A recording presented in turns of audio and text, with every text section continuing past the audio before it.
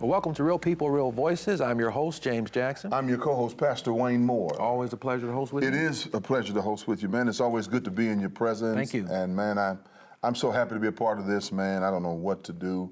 We were able to touch various townships and communities. Yeah. And we're going to do that today. And YouTube and Facebook allows us to go even further. And I'm understanding people like us on Facebook. Yeah. And subscribe on YouTube. You can go to YouTube on the World Wide Web and type in the search field, WHMB TV 40.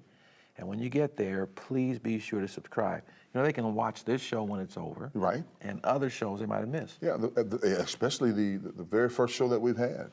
It exists. But one of our sponsors. Yeah, we have sponsors. Lee Crosser and Crawley are with us. They're still with us. Thank you. That law firm want to thank you for staying with us. We have Fervent Prayer. I won't say Fervent Prayer Church. My friend is the pastor there, but he also, we need to say that he also has a school there, Fervent Care Christian Academy.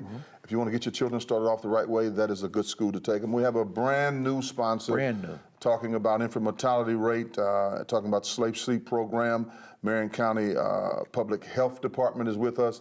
Our own local Surgeon General, Dr. Kane. We're happy that she's with us, and we hope that they will continue to do things with us, because we need to keep our community informed about its health situations. And speaking of keeping the community informed, our next guests, Deputy Chief Woodruff and Chief Hoffman. The police is here.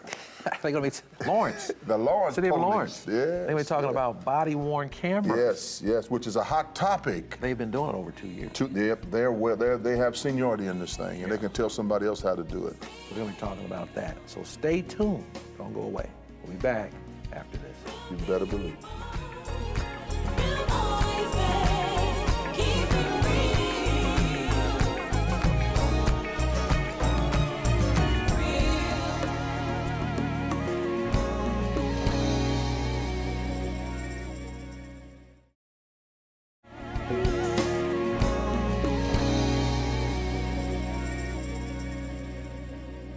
Welcome back. Real People, Real Voices. We're joined by Chief David Hoffman. And also Deputy Chief Gary Woodruff. Thanks for being here. Thank you, guys. It's a pleasure. You look good in your uniform, Chief. Well, thank you. Yeah. And we want to congratulate you all and thank you for your service in the city of Lawrence.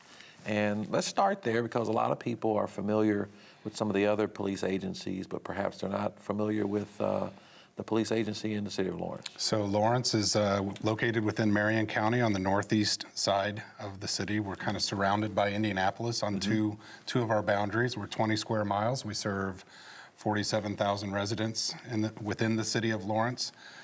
We have 62 full-time paid sworn officers, a total staff of over 100 when you include our reserve strength, our police chaplains, our civilians, and our 911 operations center. So that's kind of what Lawrence Police is by the numbers. Yeah, I see. 47,000 residents. Wow. Do you have enough cars? Do you have enough people? Well, there's not a police chief in the country that won't argue for more police officers, and I'm no different in that respect. But we are fully staffed right now. Last year we hired 9 officers to get us up to our maximum budgeted strength. Which Congratulations. Yes, it was kind of a big deal for us. Yeah. And Deputy Chief, talk to us about some of the responsibilities you have there. Yeah, sure. So one of my main responsibilities, or among those, is our public information officer, to interact with the media, and even beyond that, thank you for your gentleman's service for the community. Also, our partnerships and our community involvement, it doesn't happen without the faith-based organizations, and especially your ongoing support. Thank you so much. Critical to the success of the community in addressing the issues that are out there.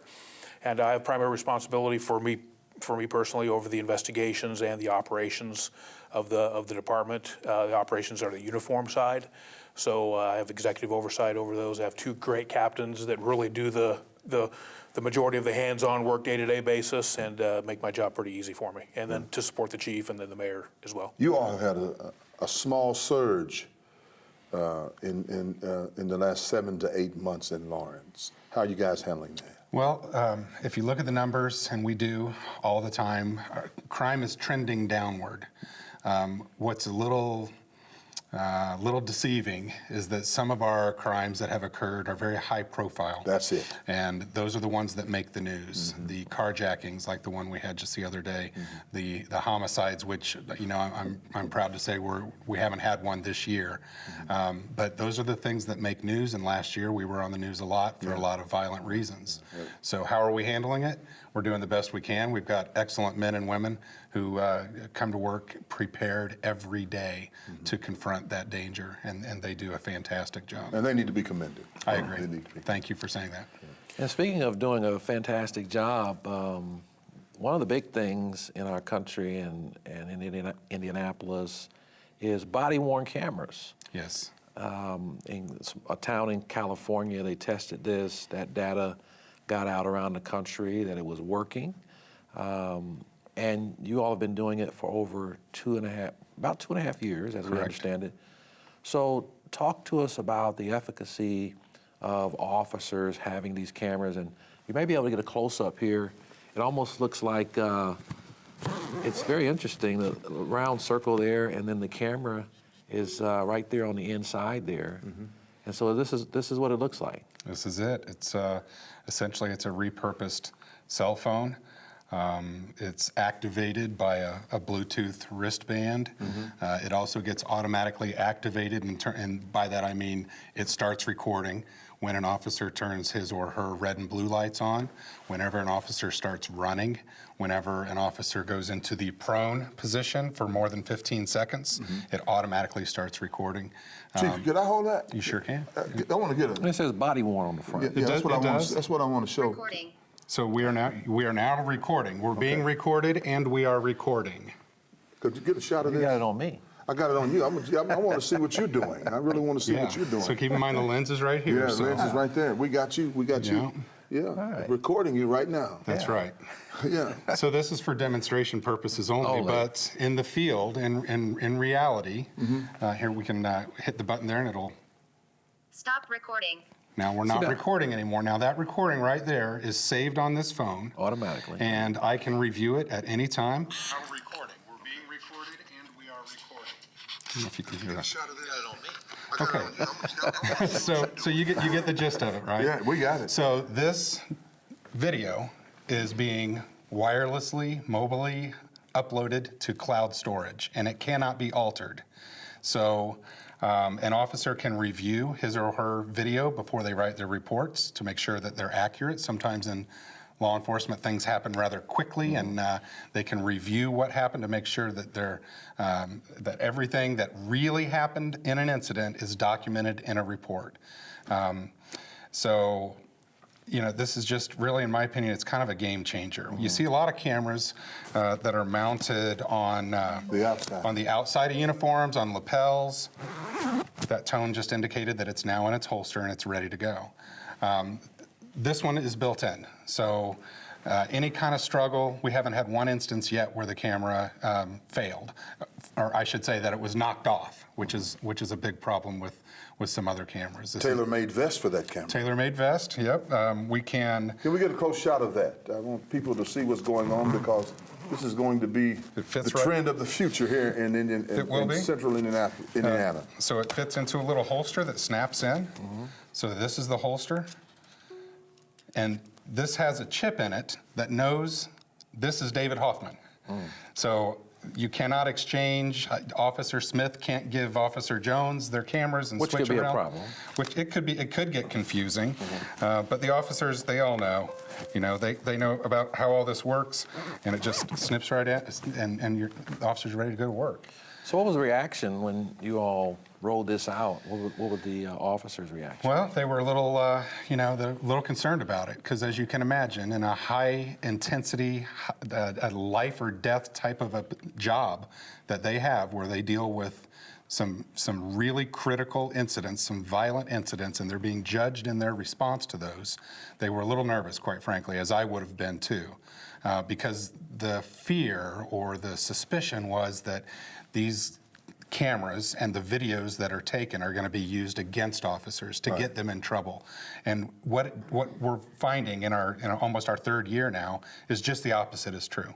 That the videos that are being captured are completely exonerating officers of false complaints, excessive force, any kind of terrible language, false arrest. Even holds the officer accountable. Well, it does, and I want to talk about that for just a minute. Yeah. It certainly holds the officers accountable, but what I think our officers are learning and they have seen now is it keeps the public accountable for their actions. Good, that's good. I use the phrase better behavior on both sides of the badge. And not to impugn our officers at all. Right. But when people know they're recording, whether they are police officers or average citizens on the street, they tend to behave a little better.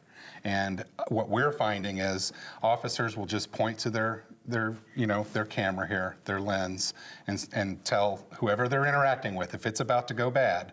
Or by that I mean, it's rude, it's escalating, it's getting, they just point to the camera and say, look, everything we're about to do is being recorded, and judges and juries are about to see everything that's about to happen. And people calm down. Often they calm down. And to me, de-escalation, a reduction in the use of force, a reduction in complaints. I don't know how people perceive us. We haven't done a community survey, but I think what they do is they trust us more. We have just a few seconds. We got to come back though. We got to take a break. We got to take a break. We're going to finish this up. Okay. Gary, you get ready down there. All right. We'll be back after this.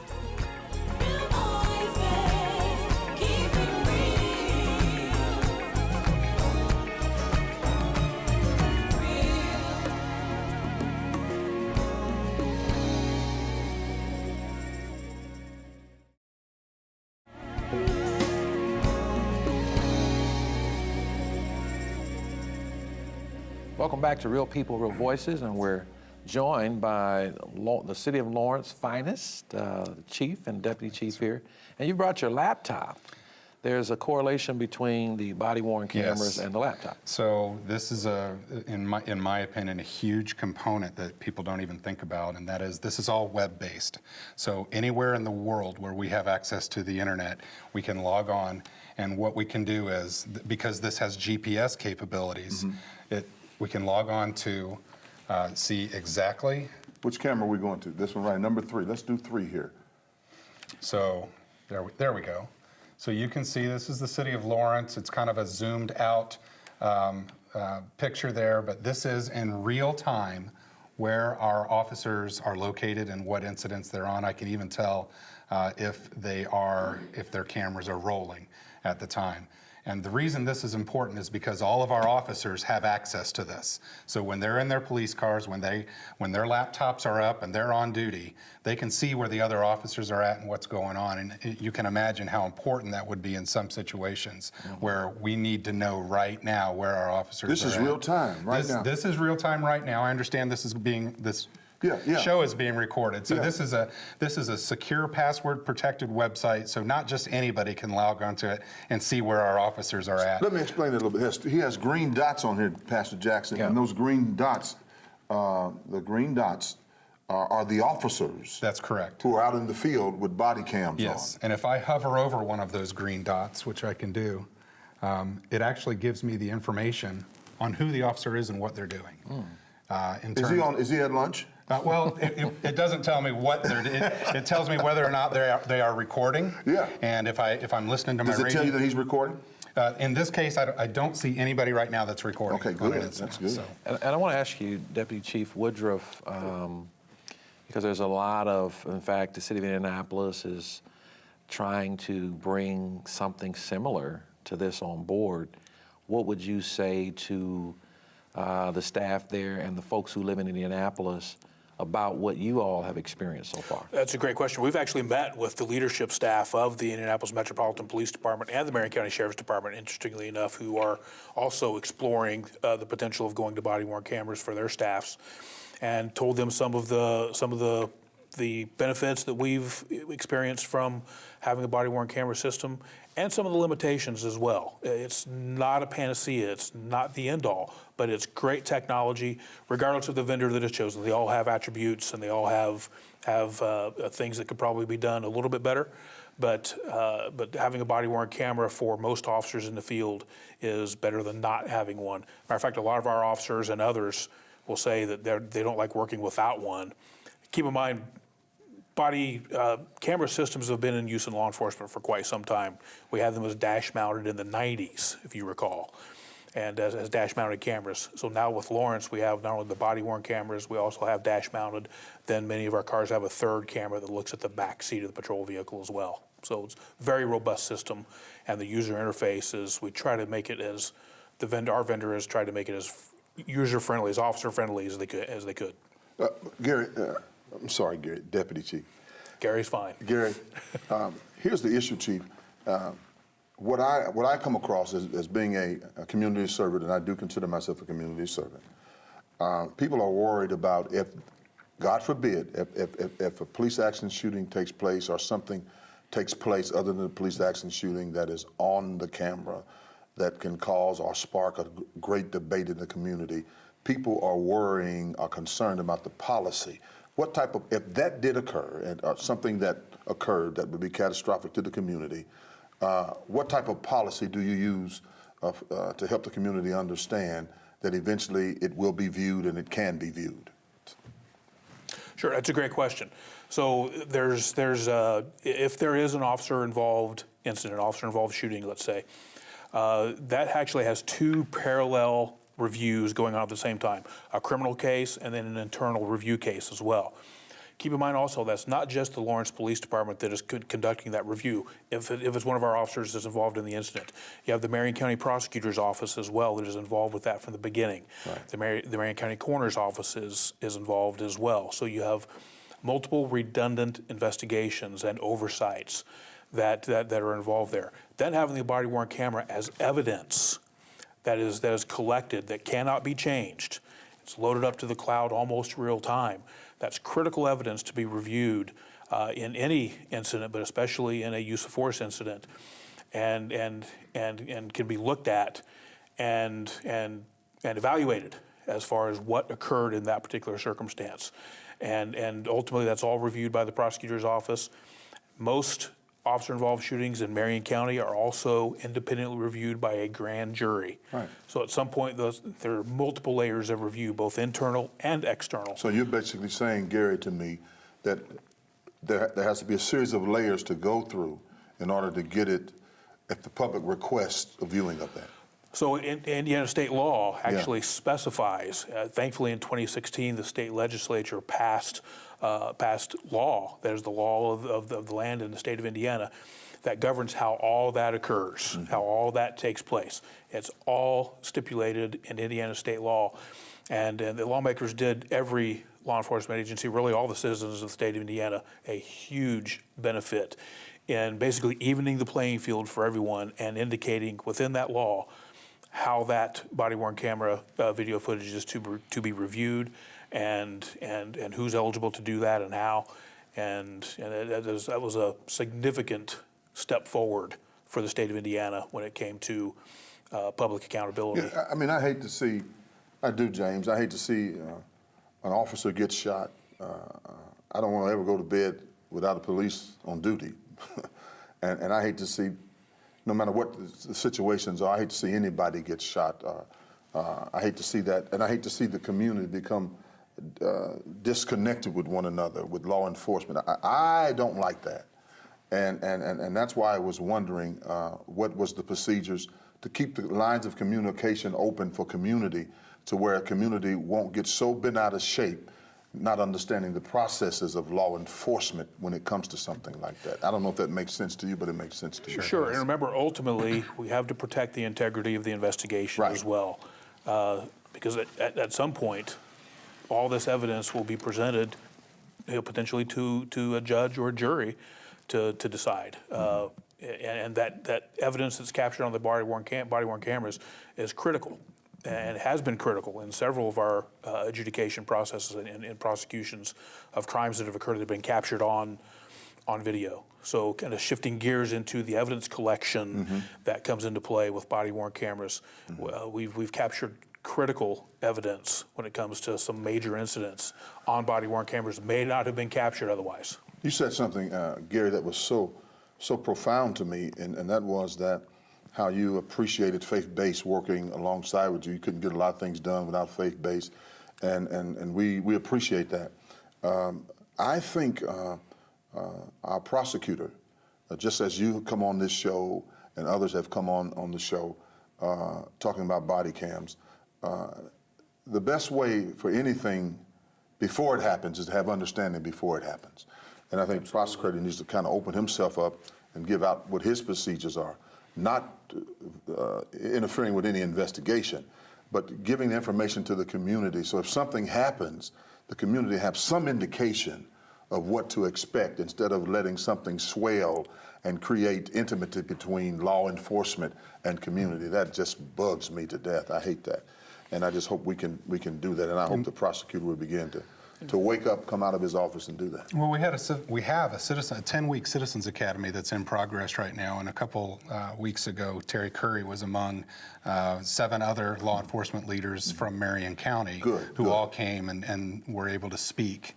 And I think the point you're making is it's important to have those lines of communication in times of peace, when there's not a critical incident unfolding right now. My point exactly. And so we have been very engaged with the prosecutor's office and enjoy an excellent relationship with them. Well, thank you, Chief, Deputy Chief, for sharing the technology with us. Our time's It's our gone too pleasure. fast. Pleasure Yes, to do sir. so. Yes, and thank you for your support. You're welcome. You got it. We'll be praying for you guys. And thank you all for Likewise, joining thank you. us. We'll be back with the rundown.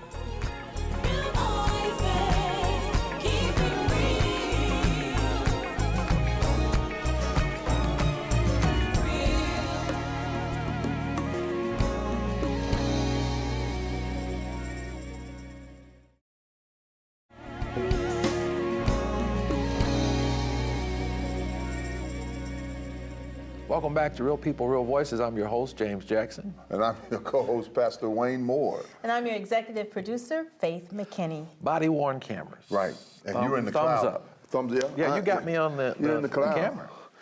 Yep. But we're all on The camera. sheriff shot you, but you didn't shoot the deputy. He got you, Doc. Well, I like it that you know, it looks like you can't turn that one off, because in some cities, the officer can turn it Yes. on and off. But that one seems... You got to go through a lot of stuff to get that camera off. Yeah, I mean, Once it's it on, works. It works really well, it appears. Comes on, goes off by itself, all of that. So I think that's wonderful. Yeah. I think it's going to be a great opportunity. I like what he says. You know, a lot of people have their pros and cons.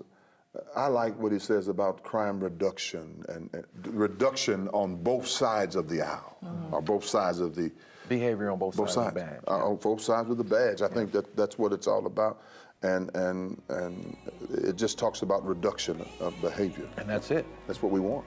We'll see you next time.